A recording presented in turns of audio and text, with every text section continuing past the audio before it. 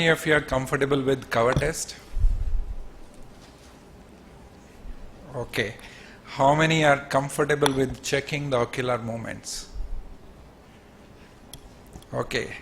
This is sadly the situation even in 2018. Less than 10% of the residents, I can't even see 10% here, okay, is comfortable with.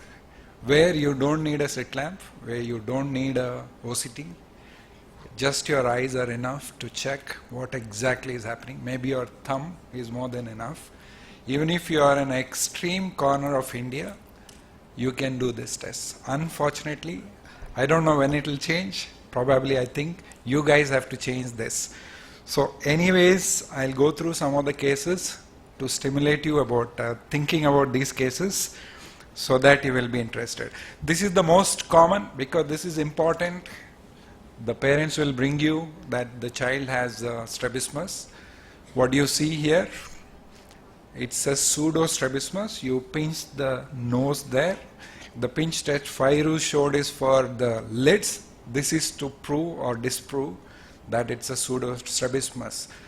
The definitive test where you can see here is it's a cover test. Unless you do a cover test, you cannot rule in or rule out pseudo strabismus. I have whoever is most interacting. I have 3 prizes. I will look whoever is answering more, that person.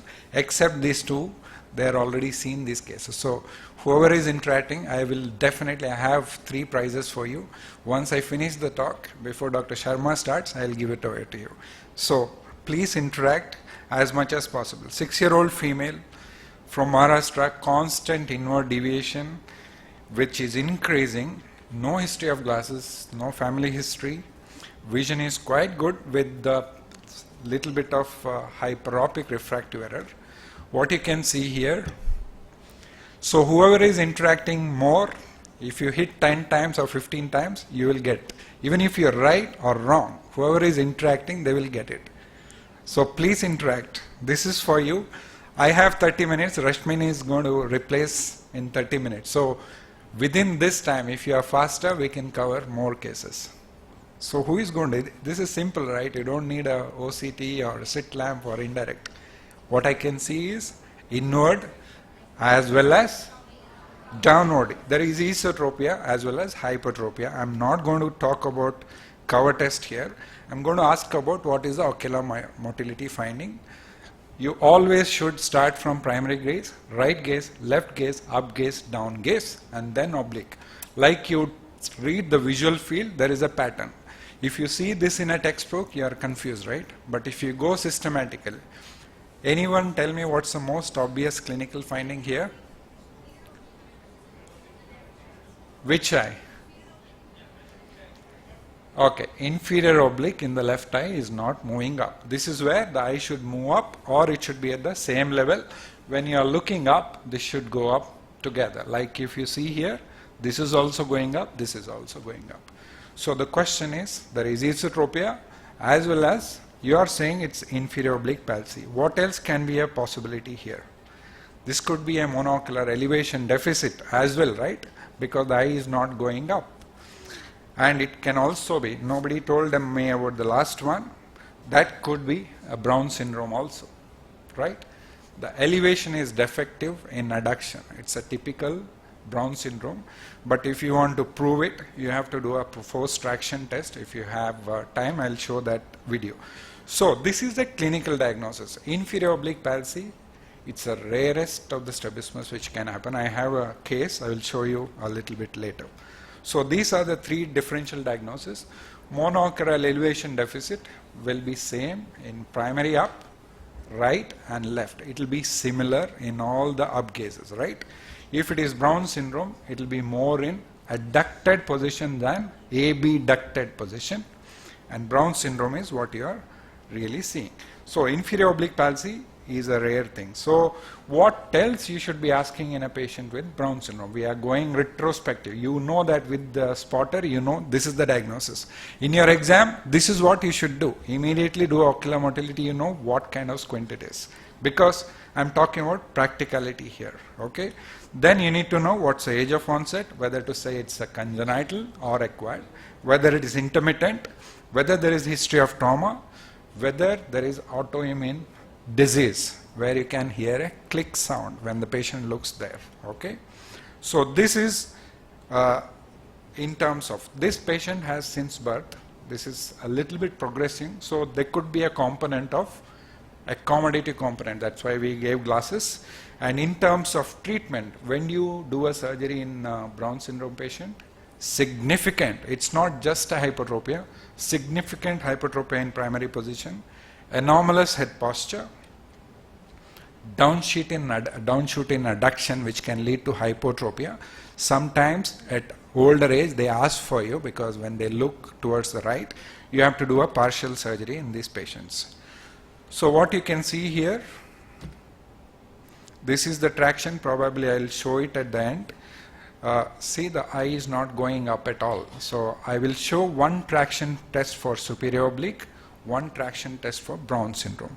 So this is a case of Brown syndrome here, and the treatment of choice is weaken the superior oblique depending upon the amount of Brown syndrome. You put a spacer or a complete or partial tenotomy depending upon the deviation. And this is the post-operative. She still has a little bit of left head tilt there, but look at her esotropia is completely gone. Maybe a slight hypotropia when you do a cover test, you can see, and her elevation is significantly improved. This is the patient, the second patient. She comes with abnormal head posture. She has a face turn like this. So who will take this question? I saw only one. You will take once again? Good. What you can see here? Primary, right, left, up, down. So in the exam, never say lateral rectus palsy. I can see a abduction limitation of -2 or -3 on left gaze. Right gaze, rest of the movements look full, except on extreme gazes on this side. You can see a limitation, not even restriction, say limitation. Along with that, there is a small retraction which is not very evident in this picture. So she has this since birth. So this is a Duane syndrome where we did transposition as well as, you can sit down, no need to stand up. Transposition, and you can see after that the hypertropia, the esotropia is corrected, as well as you can look at her ocular motility. Because of the transposition procedure, her abduction also has improved, and she does not have any abnormal head posture. This is a 45-year-old female, drooping of both lids. I think Fairu showed one of the case which had similar picture. She has double vision. That's why I say, she also said ocular motility is the most important test. People give lot of stress to cover test, is it phoria, tropia, everything. But if you can pick up the ocular motility, you can even save the life sometimes. That's the most important. What's the striking diagnosis here? It's acute onset. Who is answering? There are 3 prizes nobody is going to take. I'll take it back, and maybe tomorrow's interactive session I'll give it. It'll be... So there is slight exotropia, bilateral ptosis, right more than the left, so severe in the right, moderate in the left, lid crease is present, frontal is overacting. This is what you can see in the picture.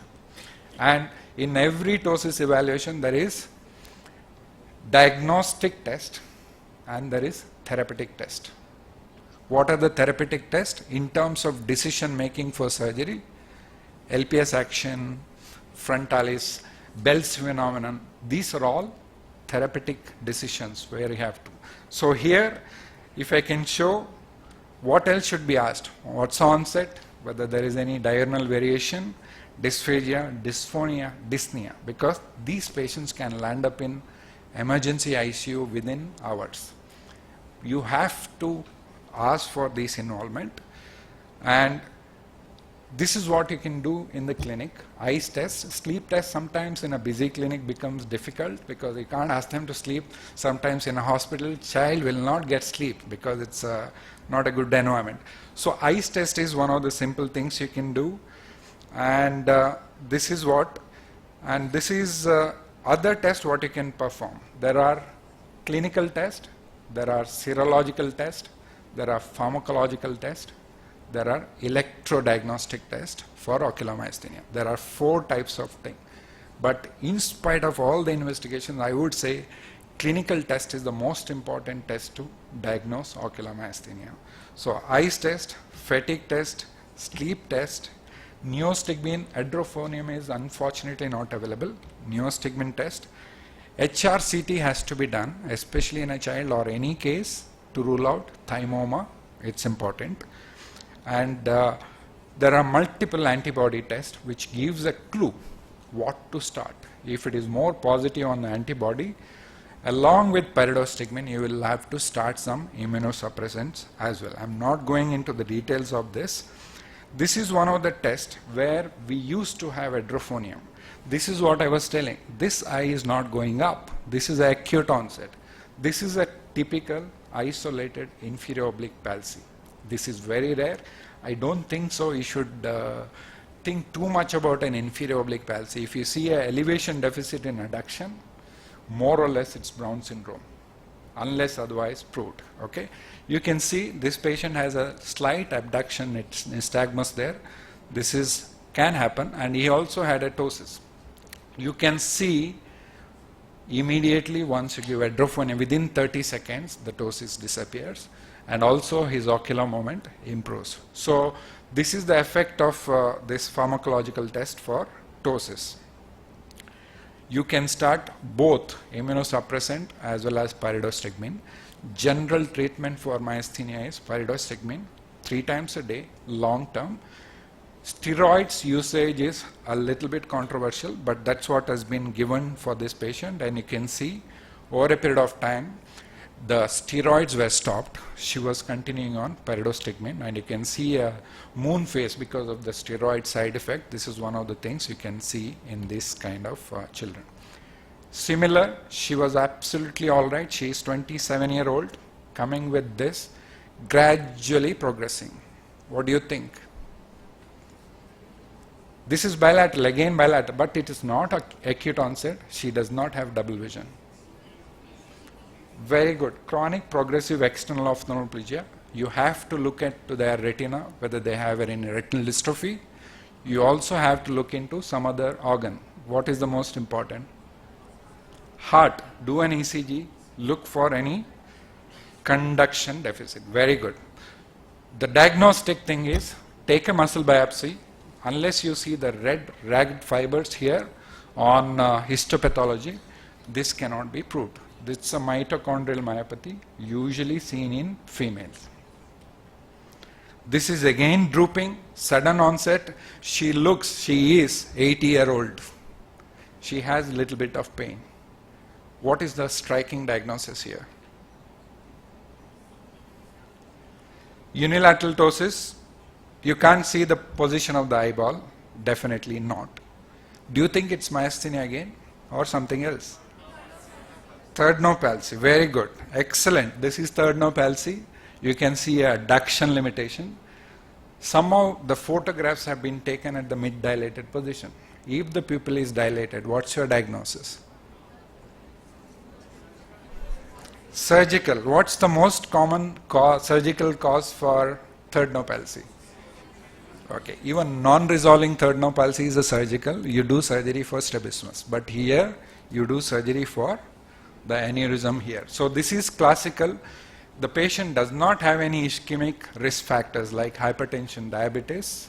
They have pain, sudden onset, significant headache. You will think of surgical cause, what is given in the textbook, surgically removable or clippable aneurysm this patient has. So, if anybody tells this diagnosis, I'll give them the first prize. I have 2 more videos to show. These diagnoses are in between. It's not nowhere related to the previous cases. Medial rectus palsy, but I want the complete diagnosis. The patient cannot adduct completely. On abduction, there is retraction. This is inverse divan retraction because of the cysticercosis on the medial rectus. None of you told, right? None of you told. Okay, no prize. Long-standing ptosis with the exotropia and a little bit hypertropia. What do you think? Little bit. Fairuz is asking whether there is a proptosis. Probably a little bit proptosis. Very nice observation. What do you think? Exotropia, hypertropia, proptosis as she said, with ptosis.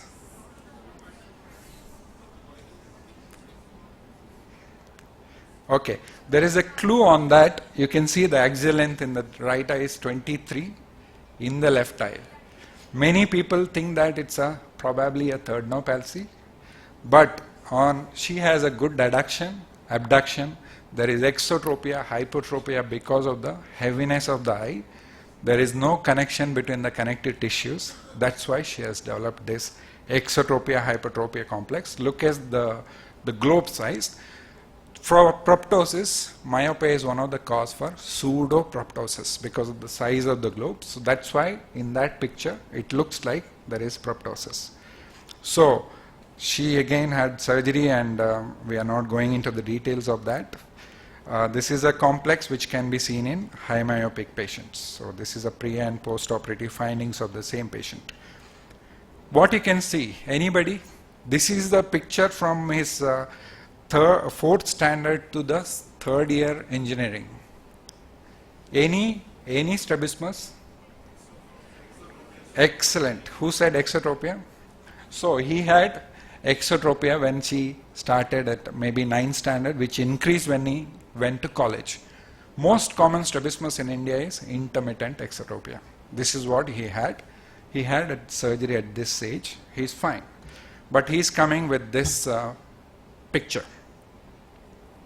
What do you see here? This is post-surgery. He is coming for the consult. What do you see here? Exotropia, definitely. Anything else? Subtle? Excellent. There is a slight ptosis. What's the finding here? He has been posted for a residual surgery, exotropia, re-recess surgery. Do you agree here, or there's anything dangerous here?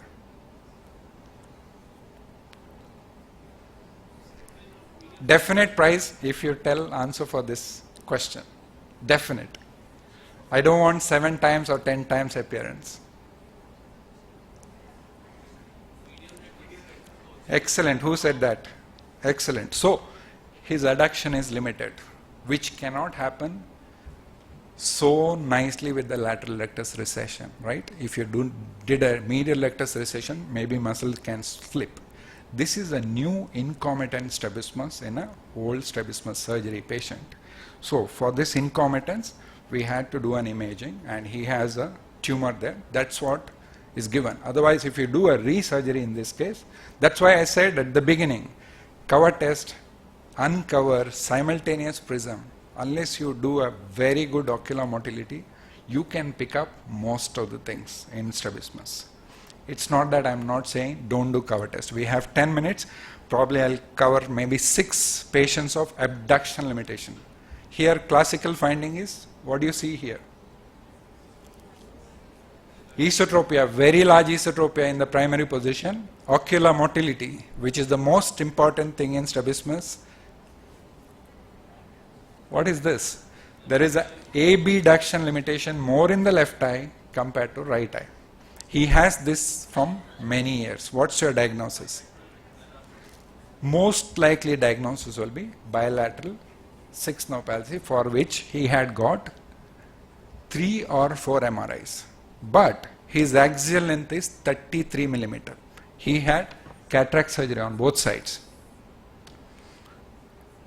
So this is called, which is again, all abduction limitations are not 6th nerve palsy. There could be other reasons as well. So do a comprehensive examination and then only come to a diagnosis. Here, because of the slippage of the superior rectus and lateral rectus, he had this myopic strabismus fixus. That's what has happened to him. We repaired that superior rectus and lateral rectus. We joined together and his abduction limitation improved, not perfectly but near perfect. You can see a slight abduction limitation on both sides. Okay, another case, very similar. What you can see here?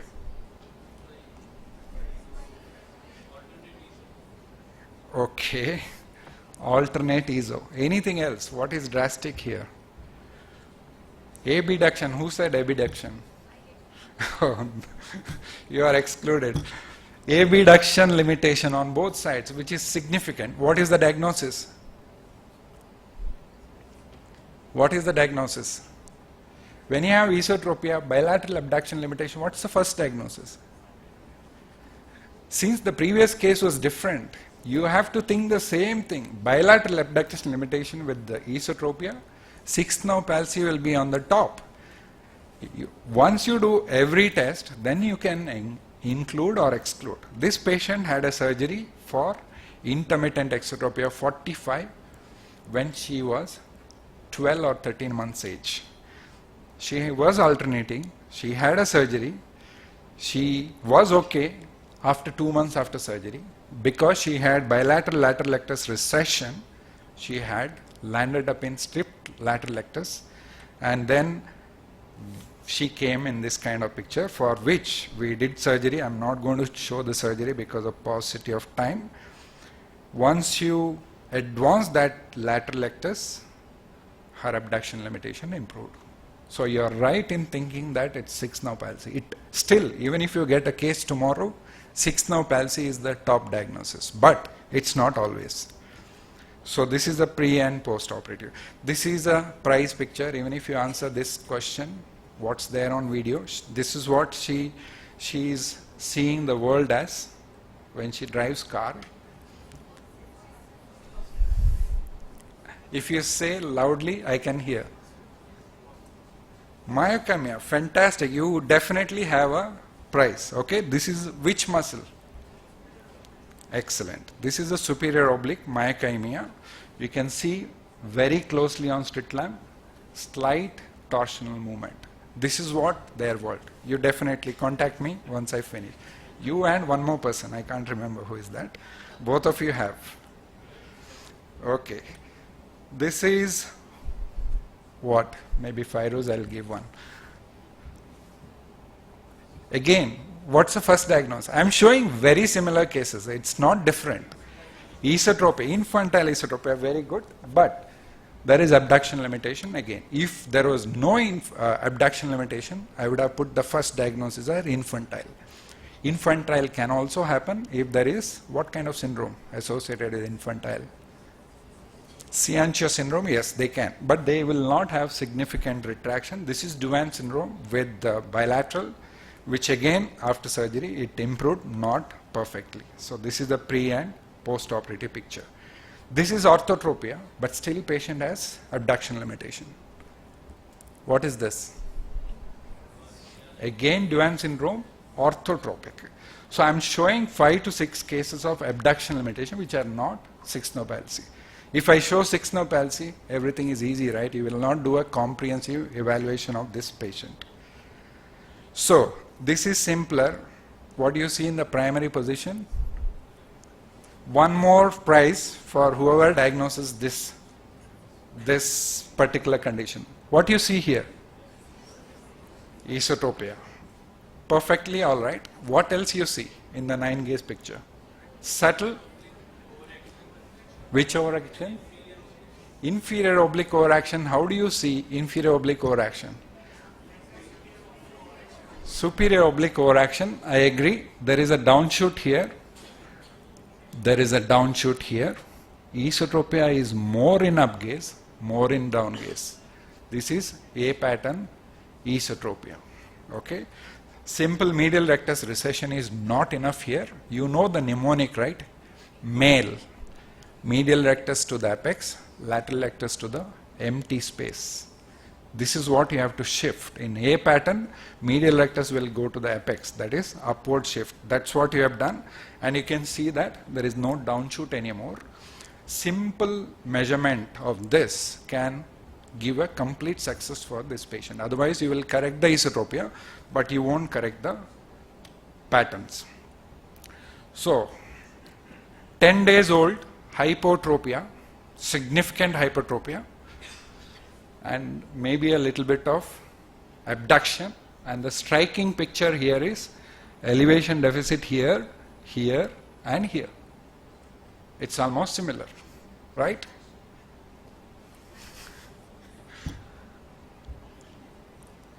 What's the diagnosis? We just had first case of Brown syndrome. Anything similar to that? You saw monocular elevation deficit. Fairuz showed a case, right? What was significant there? Ptosis. I don't see ptosis here. There is retraction here, right? So that means something different. MED will always have ptosis. It can be a true as well as pseudo, both component, and sometimes it can be just pseudo ptosis. Here there is elevation. This is a 7-day-old history. Okay, this trauma you neglect because it's very old. It's not related. It's 6-day-old.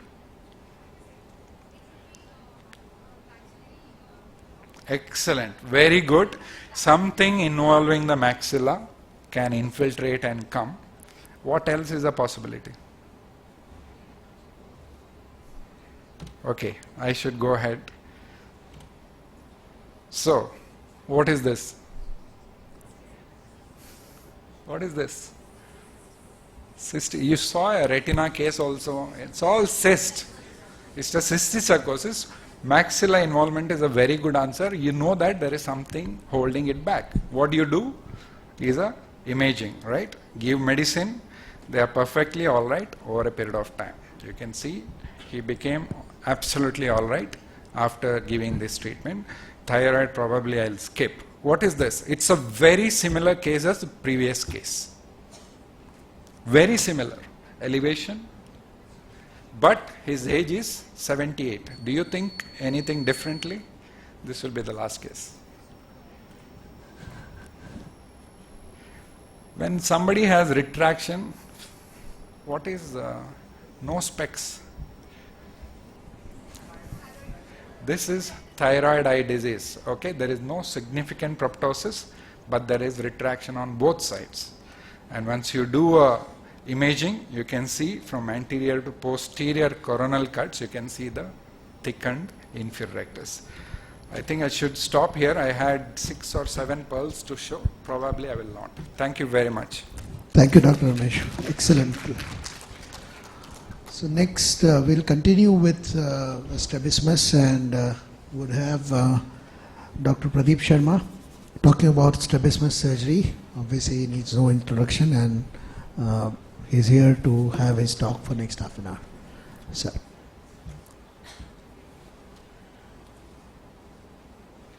Can you change that? As we are getting ready, let me announce the quiz results. And please raise your hand, the top 5 who would qualify and would contest in the finals.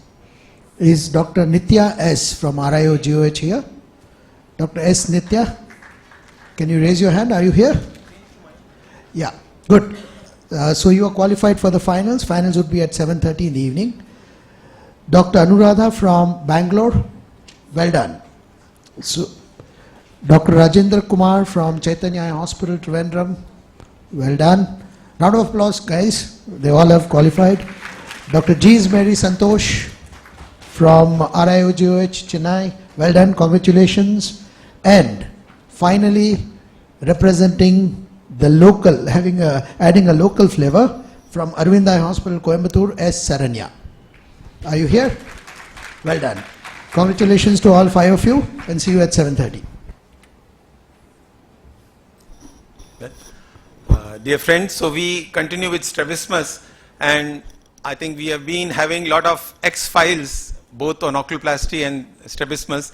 Now we move on to how do we deal with. Unfortunately, exams are a necessary evil, and that changes our education system and makes us like this. But we should be prepared for the daily exam with the examiner being the patient, and that's what we have to see. One thing we have to remember is whenever we are dealing with squint, it is not